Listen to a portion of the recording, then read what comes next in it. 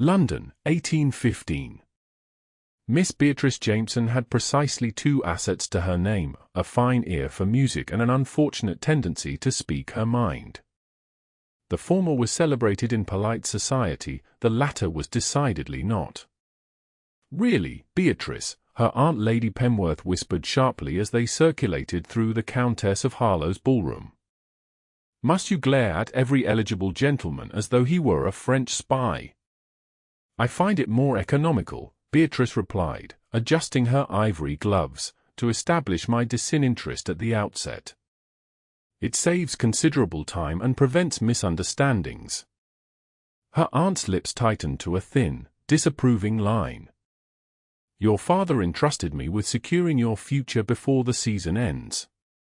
That future, need I remind you, depends entirely upon finding you a husband." "Marriage is merely a business transaction," Beatrice said, voicing the philosophy she had adopted since her father's death had left the family estate entailed away to a distant cousin. "One party provides wealth and position, the other provides heirs and domestic management. I simply wish to ensure I negotiate favorable terms."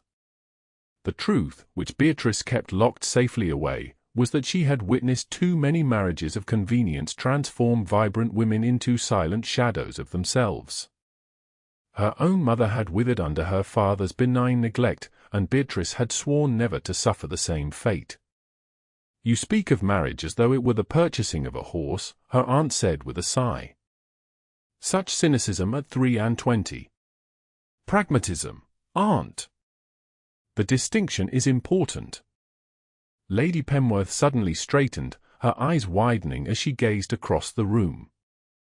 "The Marquis of Stanton has arrived," she whispered, her voice thick with reverence. "After 3 years abroad.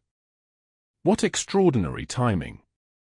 Beatrice followed her aunt's gaze to the entrance, where a tall figure stood conversing with their hostess. Even from a distance, the Marquis cut an imposing figure. Broad shoulders filled his impeccably tailored evening coat, and his profile might have been chiseled from marble by a particularly inspired sculptor. "Lord Stanton has returned a wealthy man," her aunt continued. "They say his investments in the West Indies have tripled his already substantial fortune." "How delightful for him," Beatrice replied dryly. "Another nobleman who need never consider the price of bread." Her aunt clutched her arm. "He's coming this way. For heaven's sake, child, attempt to appear agreeable." The Marquis approached with the confidence of a man who had never questioned his place in the world. His dark hair was styled in the fashionable Brutus crop, and his cravat was tied in a complex arrangement that spoke of both wealth and restraint. But it was his eyes that caught Beatrice's attention, sharp and observant beneath straight brows, the color of stormy seas.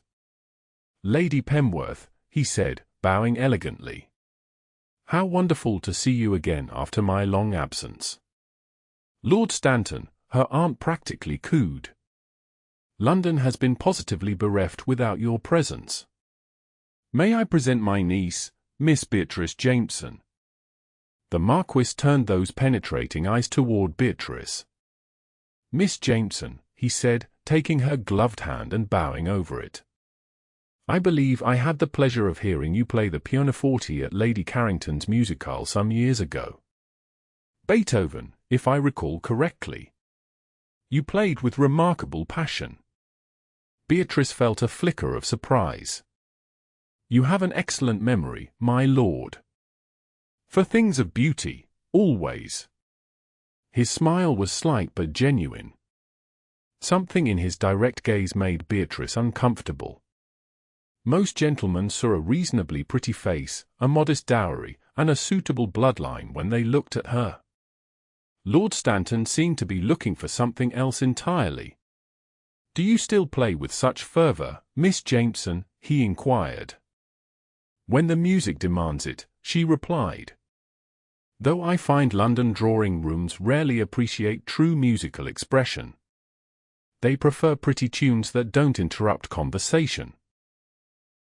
Her aunt made a small, distressed sound, but the Marquis laughed, a rich sound that seemed to vibrate through the air between them. "Honesty is refreshing," he said. "Perhaps you might honor me with a dance later?" The next set appears to be forming. Before Beatrice could formulate a polite refusal, her aunt answered for her. She would be delighted, my lord. And so Beatrice found herself standing opposite the most eligible bachelor in London as the orchestra began a country dance. His hand, when it took hers for the first figure, was warm and solid. "You look as though you're marching to your execution, Miss Jameson," he observed quietly as they circled each other. "Merely contemplating the curious social ritual that requires us to converse while performing complex patterns in formal attire," she replied. His lips quirked upward. "A fair observation. Shall we discuss the weather, then? I'm told it's been unseasonably mild this spring. If you wish to bore us both to tears, certainly." The dance separated them briefly, and when they came together again, his expression had changed to one of genuine interest. "What would you prefer to discuss, Miss Jameson?" Beatrice considered him for a moment. "Why does a wealthy, titled gentleman return to England after 3 years abroad? Surely the West Indies offered more adventure than London ballrooms." "Direct questions," he said with approval. "Adventure loses its appeal when one realizes what truly matters lies elsewhere." "And what truly matters to the Marquis of Stanton?" His gaze held hers steadily as they moved through the final figures of the dance. "Home. Family. Purpose. The things one often takes for granted until they are distant." The orchestra drew the dance to a close, and Beatrice found herself oddly reluctant to part from his company. There was something disarmingly sincere in his manner that defied her expectations of aristocratic arrogance. "Thank you for the dance, Miss Jameson," he said, bowing. "I hope we might continue our conversation another time." She curtsied. "Perhaps we shall, my lord." As he escorted her back to her aunt, Beatrice noticed several young ladies watching with undisguised envy. The Marquis of Stanton had been back in London for less than a day, and already he was the prize every matchmaking mamma coveted for her daughter. "What did you discuss?" her aunt demanded once he had departed. "The weather, of course," Beatrice lied smoothly. What else would one possibly talk about during a country dance? The following morning brought an unexpected visitor to their Brook Street residence. Beatrice was practicing a particularly challenging Mozart sonata when the butler announced, "The Marquis of Stanton, miss." She rose from the pianoforte in surprise as Lord Stanton entered the morning room, looking even more imposing in daylight. "Forgive the intrusion," he said, bowing. "I had business with your uncle and thought I might pay my respects to you and Lady Penworth as well." "My aunt is making calls this morning," Beatrice explained, wondering why he had really come. "And my uncle is at his club." "Ah." The Marquis glanced at the pianoforte. "I've interrupted your practice. Please, continue. I've always found Mozart most illuminating about a person's character." "How so?" she asked, genuinely curious. "The technical aspects reveal discipline, but the interpretation, that reveals the soul." He moved to stand beside the instrument. "May I turn pages for you?" It was a strangely intimate offer, one that placed him closer than propriety typically allowed. Yet something compelled Beatrice to nod her agreement. As she played, she became aware of him watching not just her hands, but her face. The sensation was disconcerting yet oddly exhilarating. When she finished the movement, his expression was thoughtful. "You play as you speak, with honesty and without artifice," he observed. "It's rare in society, where most performances, musical or otherwise, are designed merely to please." "And did my playing please you, my lord?" "It did more than please. It made me think." Their conversation was interrupted by the arrival of her aunt, whose surprise at finding the Marquis in her morning room quickly transformed into delight. She insisted he stay for tea, and soon the intimate atmosphere had dissipated into polite social exchange. As he took his leave, however, Lord Stanton paused beside Beatrice's chair. "I host a small music-hall every Thursday evening. Selected musicians, good conversation, no dancing required. Would you consider attending? Your aunt and uncle would be most welcome as well, of course." "I shall consider it," Beatrice replied, ignoring her aunt's frantic nodding behind his back. He smiled as if he understood perfectly the game being played. "Until Thursday, then." After he departed, her aunt was ecstatic. "The Marquis of Stanton! Calling on us? Inviting you personally to his home? Do you know how many young ladies would sacrifice their favorite bonnets for such attention? I'm sure his interest is purely musical, aunt." "Nonsense. A man doesn't make morning calls on a young lady for musical appreciation." Her aunt's eyes gleamed with calculation. "We must have Worth create a new gown for Thursday. Something in blue, perhaps, to complement your eyes." Beatrice returned to her pianoforte, running her fingers lightly over the keys. She told herself that the flutter in her stomach was merely hunger, not anticipation. Lord Stanton was simply another nobleman seeking amusement.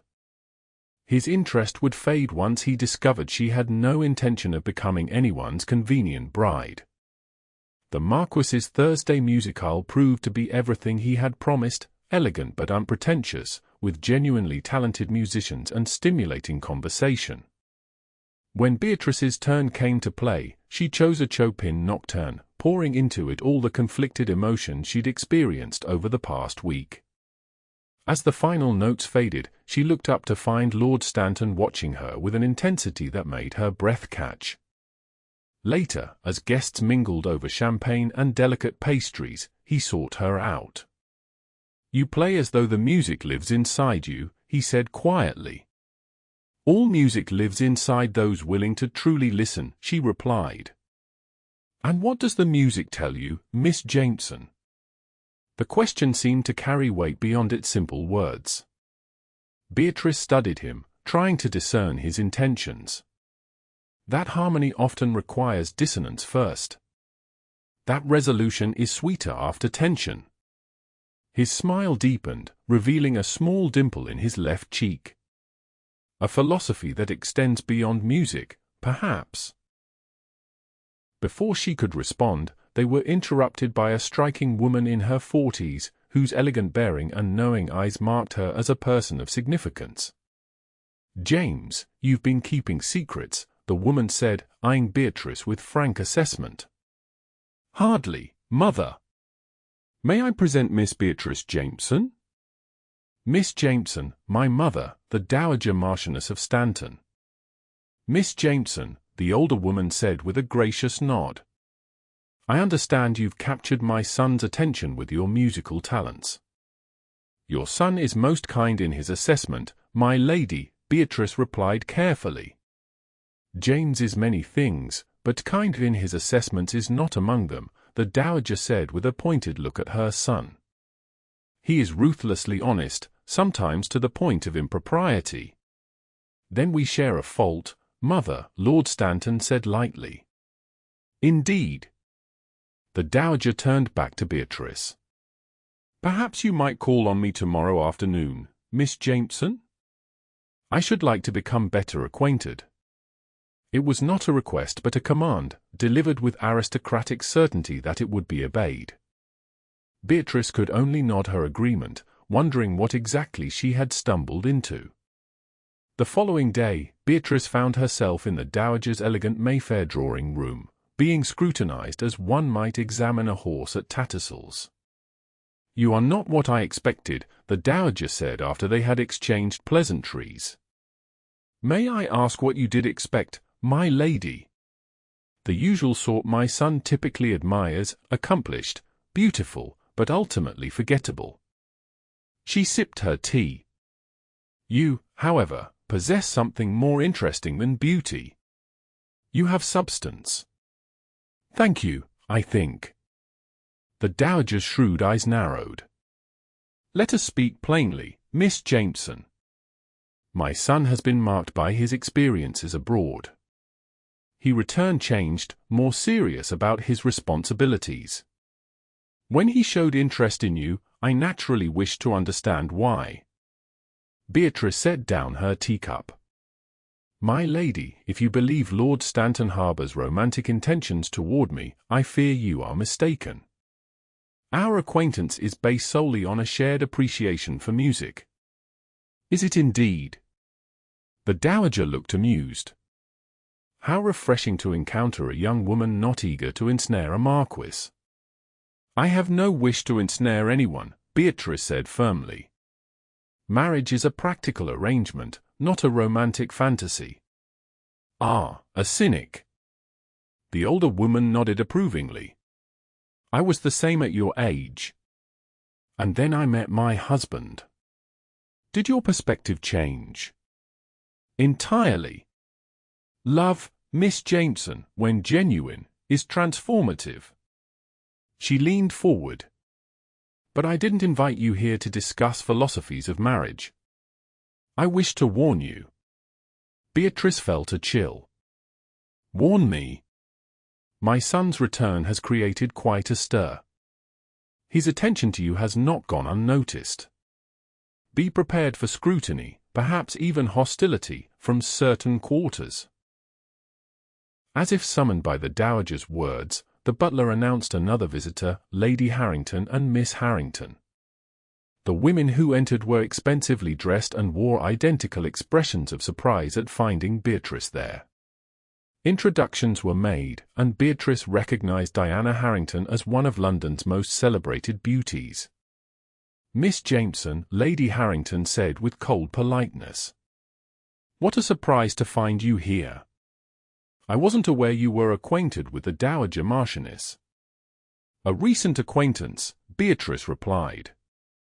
Miss Jameson has been entertaining me with her refreshing perspectives on London society, the Dowager said smoothly. So unlike the usual platitudes one hears. Miss Harrington's perfect features arranged themselves into a smile that didn't reach her eyes. How charming! And was Lord Stanton equally entertained by these perspectives? The implication was clear, and Beatrice felt herself flush. Before she could respond, the Dowager intervened. My son has always valued originality over convention, Diana. As you well know. Something passed between the three women that Beatrice couldn't quite decipher, some history or understanding from which she was excluded. She made her excuses shortly thereafter, but not before noting the calculating look Lady Harrington gave her as she departed. What did the Dowager want? Her aunt demanded when Beatrice returned home. To assess whether I posed a threat to her son, I believe. And do you? Beatrice removed her bonnet, considering the question. I don't intend to. Over the following weeks, Lord Stanton became a regular visitor to their home. He brought books he thought Beatrice might enjoy, discussed politics with her uncle, and charmed her aunt with small courtesies. His attentions, while never improper, were marked enough to fuel gossip throughout London. They say he intends to offer for you before the season ends, Beatrice's cousin Sophia informed her during a shopping expedition. Diana Harrington is practically green with envy. Her mother had all but announced an engagement was imminent before he left for the West Indies. People will say anything for entertainment, Beatrice replied, examining a length of silk with feigned interest. Lord Stanton and I are merely friends. Friends? Sophia laughed. Beatrice, the man looks at you as though you're a particularly fascinating puzzle he's determined to solve. That's not friendship, that's courtship. Beatrice didn't want to admit, even to herself, how Lord Stanton's visits had become the highlight of her days. She told herself it was simply pleasant to converse with someone who valued her thoughts, who challenged her opinions without dismissing them. If sometimes his gaze lingered on her face when she spoke, if occasionally their hands brushed when he handed her into carriages, these were meaningless occurrences, not signs of deeper attachment. Her carefully constructed rationality began to crumble, however, one rainy afternoon when they found themselves alone in her aunt's drawing-room. Lady Penworth had been called away to assist a friend in some minor crisis, leaving them unchaperoned for what should have been only moments but stretched into nearly half an hour. Lord Stanton stood by the window, watching rain streak the glass. "There's something honest about rain," he said. "It makes no pretense, offers no apologies for its nature." "Like you, my lord?" Beatrice asked from her seat near the fire. He turned to face her, his expression suddenly serious. "I try to be, though society rarely rewards honesty. May I speak plainly with you, Miss Jameson?" Her heart quickened. "I would expect nothing less." He moved to sit beside her on the settee, close enough that she could detect the subtle scent of sandalwood that clung to his clothing.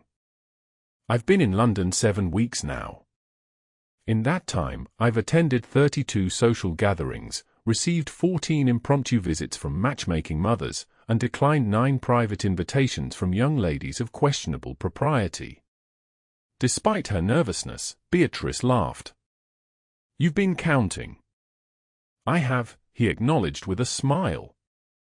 "And do you know what else I've counted? 63 conversations with you. 17 walks in various parks and gardens. 1 musicale, 2 theatre performances, and a rather disastrous afternoon at Gunter's when it rained unexpectedly." "You've forgotten the British Museum visit," she reminded him. "Ah, yes.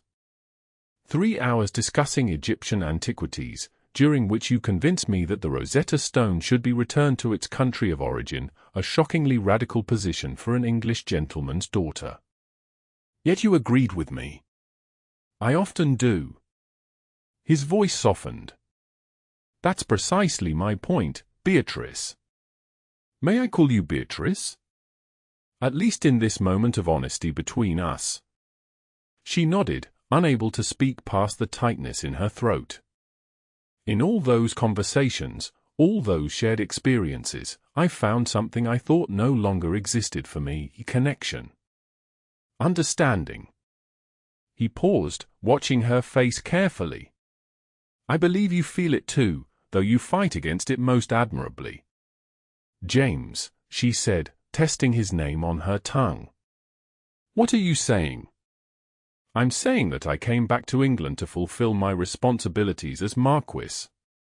To secure the succession, make an advantageous match, live as expected. And then I heard you play Beethoven as though your very soul poured through your fingertips, and every calculation, every practical consideration, became secondary to knowing you." He took her hand, and Beatrice didn't pull away. "I don't seek a convenient wife, Beatrice.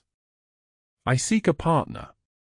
Someone who challenges me, understands me, speaks truth even when it's uncomfortable. I believe that person is you." Beatrice felt as though the floor had tilted beneath her. This was not at all what she had prepared herself for, not the practical arrangement she had steeled herself to accept someday.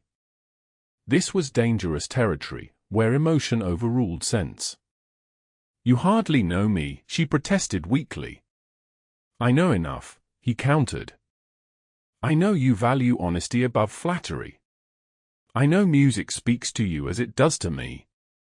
I know you read philosophy when most young ladies read novels, and that you have strong opinions on everything from politics to poetry. I know you love your family deeply but fear becoming trapped as your mother was." His perception startled her. "How could you possibly, because I listen, Beatrice. Not just to your words, but to what lies beneath them." His thumb traced gentle circles on her palm. "Tell me I'm mistaken. Tell me you feel nothing beyond friendship, and I'll never speak of this again." The moment stretched between them, fraught with possibility. Beatrice knew what she should say, what her carefully constructed philosophy of practical marriage demanded she say. Yet the words wouldn't come. The door opened suddenly, and her aunt bustled in, full of apologies for her extended absence. Lord Stanton released Beatrice's hand immediately, rising to his feet with perfect composure. But his eyes held a question that remained unanswered as he took his leave shortly thereafter. That night, Beatrice lay awake, replaying their conversation. She had spent years constructing defenses against precisely this kind of emotional entanglement, viewing love as a dangerous illusion that left women vulnerable to disappointment and subjugation.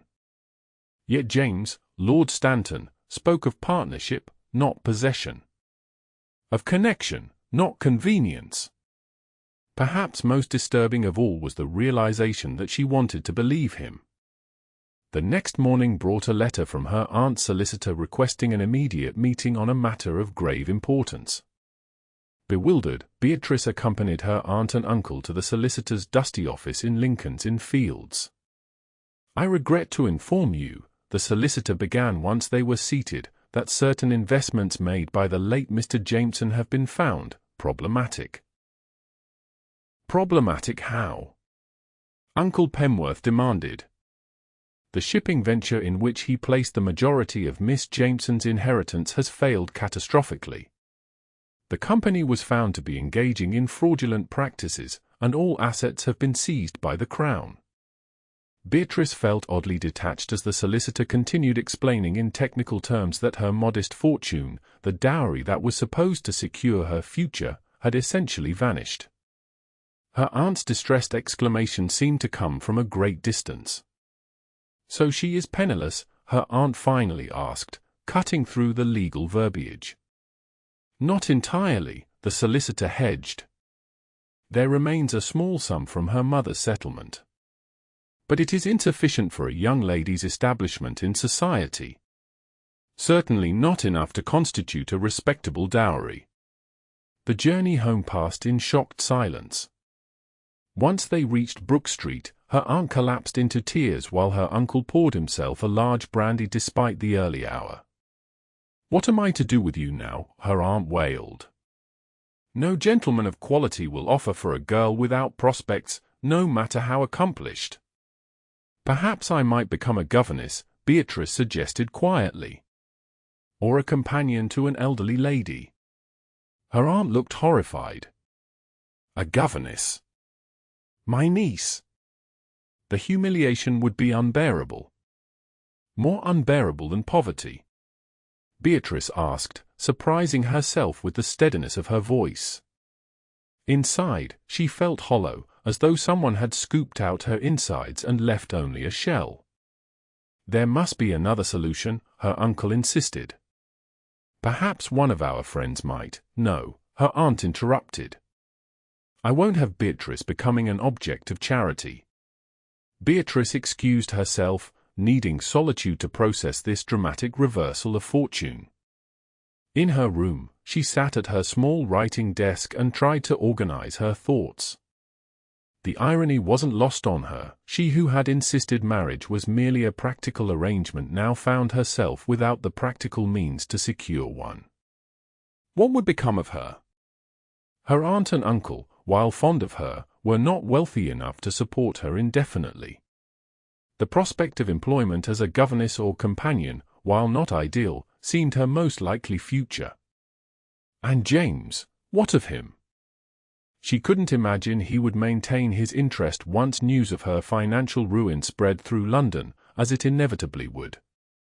Men like the Marquis of Stanton might speak prettily of connection and understanding, but they married heiresses, not penniless orphans.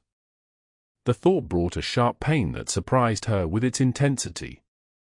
She had not allowed herself to acknowledge how much his regard had come to mean to her.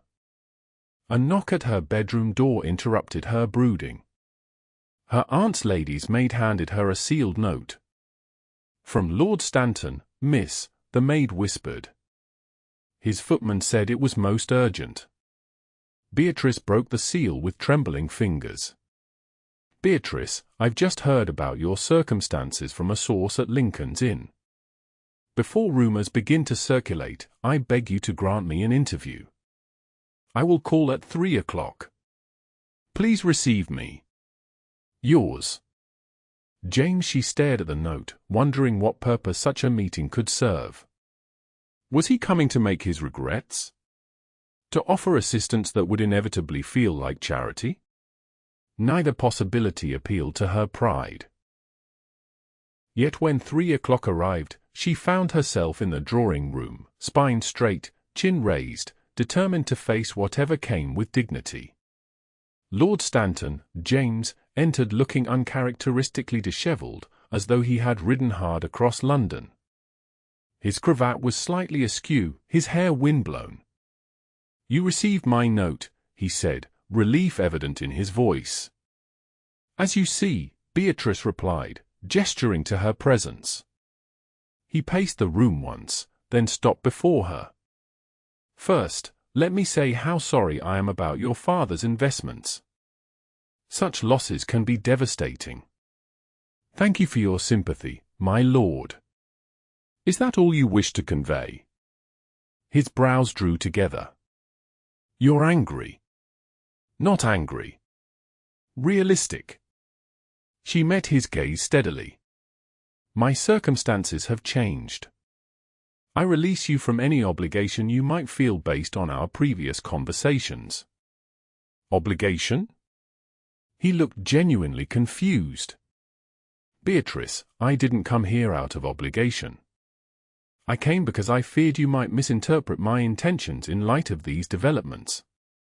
"What is there to misinterpret?" "You expressed interest in a young lady of modest but respectable means. That young lady no longer exists." She was proud of how level her voice remained despite the ache in her chest. James stared at her for a long moment, then laughed, a short, disbelieving sound. "Good God, you actually think my regard was contingent on your dowry?" "Wasn't it?" "Perhaps not consciously, but, Beatrice." He stepped closer, his expression intense. "I am the Marquis of Stanton. My estates generate more income in a month than most families see in years. I inherited wealth that would make Croesus envious and have since tripled it through investments. If I cared about a dowry, I would have married Diana Harrington 3 years ago." His vehemence startled her. "Then why didn't you?" "Because she bored me senseless," he said bluntly. "Because despite her beauty and her substantial fortune, we shared no common interests, no meaningful connection. Because I wanted more from marriage than social advantage." He reached for her hands, and this time Beatrice didn't resist. "I told you yesterday that I seek a partner, not a convenient wife. Did you think those were empty words? Did you believe my esteem so shallow that it depends on your financial status?" "I don't know what to believe anymore," she admitted, her carefully constructed worldview crumbling around her. "Everything I thought I understood about marriage, about security, it's all changed in a single morning." "Not everything has changed." His fingers tightened on hers. "My feelings remain constant. In fact, if anything, these circumstances simplify matters." "Simplify?" "Yes. Now when I ask you to marry me, as I intended to do before I heard this news, you'll know it has nothing to do with practical considerations and everything to do with the fact that I love you."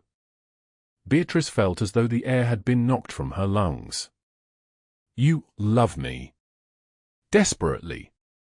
He smiled, the warmth in his eyes unmistakable. "I tried to approach this sensibly, to court you properly with restraint and decorum. But I've never been particularly good at patience." He released her hands, only to reach inside his coat and withdraw a small velvet box. "This belonged to my grandmother. I retrieved it from the family vault this morning, before I heard the news about your investments. My intention to ask for your hand was formed well before your circumstances changed." He opened the box to reveal an exquisite emerald ring surrounded by diamonds. "Beatrice Jameson, will you do me the honor of becoming my wife? Not because it's practical or advantageous or expected, but because I believe we could build something rare and precious together." Beatrice stared at the ring, then at the man holding it. Everything within her that had been so certain, so convinced that marriage was merely a practical arrangement, now wavered in the face of his sincerity.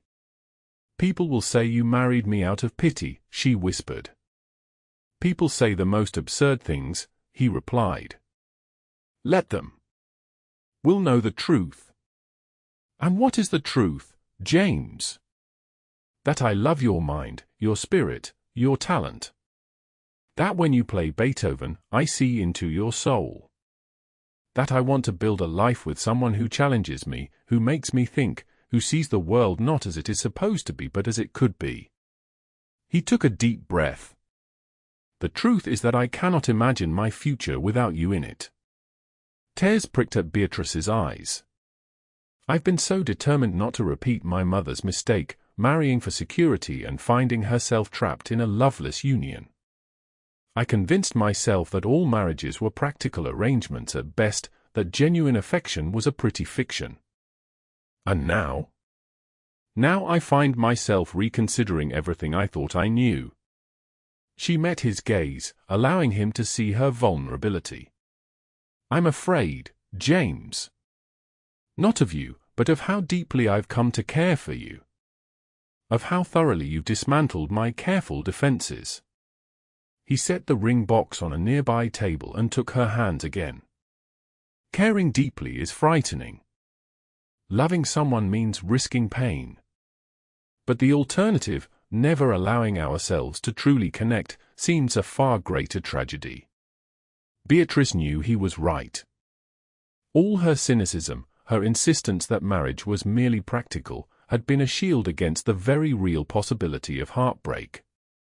But in protecting herself so thoroughly, she had nearly missed something precious. "Yes," she said finally, her voice clear and certain. "Yes, I will marry you, James. Not because it's practical or safe, but because I love you too." The joy that transformed his face made her heart soar. He slipped the ring onto her finger, then drew her into his arms, propriety momentarily forgotten as his lips found hers in a gentle but fervent kiss.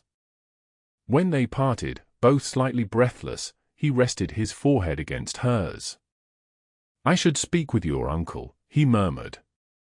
"He's in his study, drowning his sorrows in brandy," she replied with a soft laugh.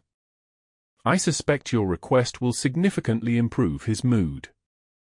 James chuckled. "And your aunt's? I believe she's been planning our wedding since the night we danced at the Countess's ball. Was I truly the last to recognize what was happening between us?" "Stubbornly so." He brushed a tender kiss against her temple. "But I find your stubborn nature rather endearing." Before they could continue their conversation, the drawing-room door opened to reveal her aunt, who took in their close proximity with widened eyes. "Lord Stanton! I wasn't aware you had called." She glanced meaningfully at Beatrice. "Perhaps, my dear, you should fetch your uncle." "That won't be necessary just yet, Lady Penworth," James said smoothly. "I believe your niece has something to tell you." Beatrice held out her hand, the emerald gleaming on her finger. "Lord Stanton has asked me to marry him, Aunt." "I have accepted." Her aunt's mouth fell open, then closed, then opened again. But your situation, the investments, are entirely irrelevant to my feelings for your niece," James finished firmly. Lady Penworth promptly burst into tears of joy, rushed forward to embrace Beatrice, then insisted on calling for her husband and champagne, in that order. The weeks that followed passed in a whirlwind of preparations. The Dowager Marchioness, upon hearing of their engagement, insisted on hosting a lavish betrothal celebration at Stanton House. Society buzzed with the news. The impoverished Miss Jameson capturing one of England's most eligible bachelors was the scandal of the season. "They're saying I trapped you," Beatrice told James as they walked through Stanton House's magnificent gardens the day before their wedding. "That I knew of my financial ruin and secured your offer before the news became public." "Are they indeed?" He seemed more amused than concerned. "And how exactly did you manage this feat of manipulation? Feminine wiles? Dark magic? A particularly compelling performance of Chopin?" She laughed despite herself. "You're not taking this seriously." "On the contrary." He drew her hand through his arm. "I take our happiness very seriously. The rest is merely noise." Beatrice leaned her head against his shoulder, marveling at how completely her worldview had transformed. She who had been so certain that marriage was nothing more than a practical arrangement now found herself eagerly anticipating a lifetime with this man who valued her mind as much as her heart. "What are you thinking?" he asked, noticing her contemplative expression. "That I was wrong," she admitted. "About marriage, about love. About the possibility of finding both security and genuine affection with the right person. We all guard ourselves against the things we fear most," he said gently. "You feared being trapped as your mother was. I feared making the same mistake my father did, marrying for advantage rather than affection and finding only hollow success." They paused beneath a flowering cherry tree, pink blossoms drifting around them like snow. "Tomorrow, we begin to write a different story," he said, brushing a petal from her hair. "One based not on fear of the past, but hope for the future." "A most unconventional story," Beatrice mused. The cynical spinster and the wealthy marquis, finding love against all expectations, including their own. James smiled, that warmth she had come to cherish lighting his eyes. "The best stories always defy expectations, my love. That's what makes them worth telling." And as his lips met hers beneath a canopy of cherry blossoms, Beatrice knew with absolute certainty that their story, unexpected, improbable, and gloriously real, would indeed be worth telling.